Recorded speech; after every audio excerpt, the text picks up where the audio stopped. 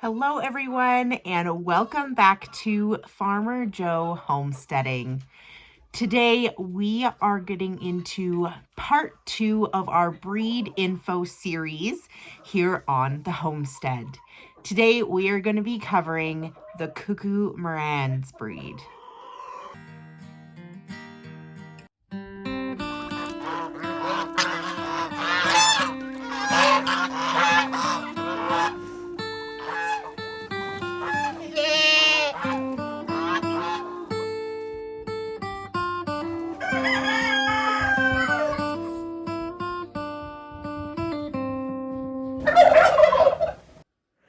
Cuckoo Marans are part of the Marans group of chickens.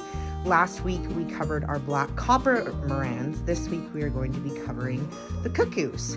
So the cuckoos are called cuckoos because they do not have an even pattern on their bodies like a barred bird does. So even though they look similar to a barred, their pattern has no pattern to it like the barred rocks do. So that is why they are called the cuckoos. Hens are slightly darker than the cockerels, and so it makes it easy to tell even when they're really young. So you can see there are roosters standing with some hens.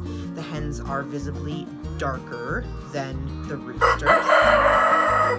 And we found that even when they first became fully feathered, you could tell. So usually by about 3 to 4 weeks of age, you could tell them apart just based on the coloration that they have. We have also found that the cuckoos tend to be more on the aggressive side. Our roosters tend to be a little bit more irritated easily. He's quite irritated by me standing here talking. He is not aggressive to me, but he has been known to be aggressive towards our children, more so than some of the other roosters, and so we do keep a closer eye on them for the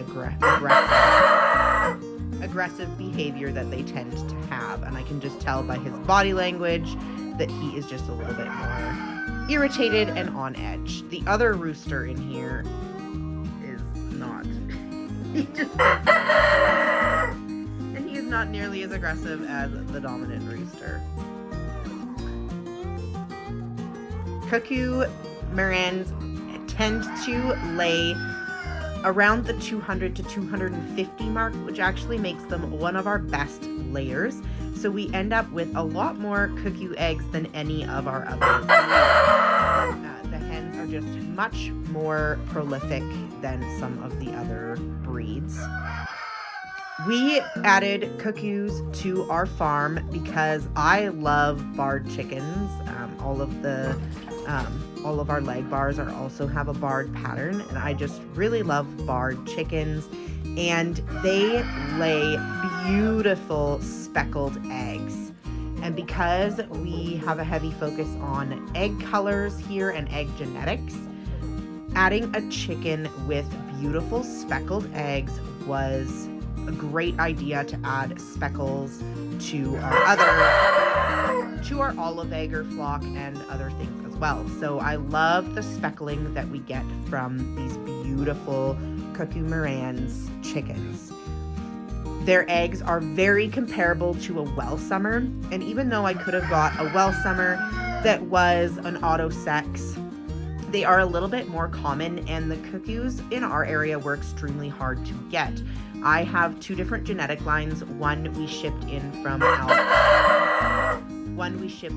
Alberta, and the other genetic line we actually shipped in from the States and come from a hatchery in Iowa. So we have 2 different genetics in our flock, but it also means that because you can only buy them from hatcheries, we really are starting at ground zero with narrowing in